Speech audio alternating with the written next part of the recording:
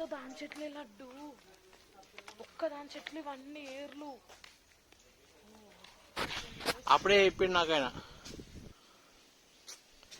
ఇక్కడ చెట్టు ఇక్కడ మొత్తం చెట్లే. ఇక ఒక్క చెట్టు నుంచి ఇన్ని చెట్లు వచ్చి ఇంత పెద్దగా అయినాయంటే ఎంత చిన్న విషయం కాదు కదా. అదే మా అందుకే చెప్పిండు కదా 800 మహావృక్ష దాదాపు 700 సంవత్సరాల చరిత్ర గలది. గది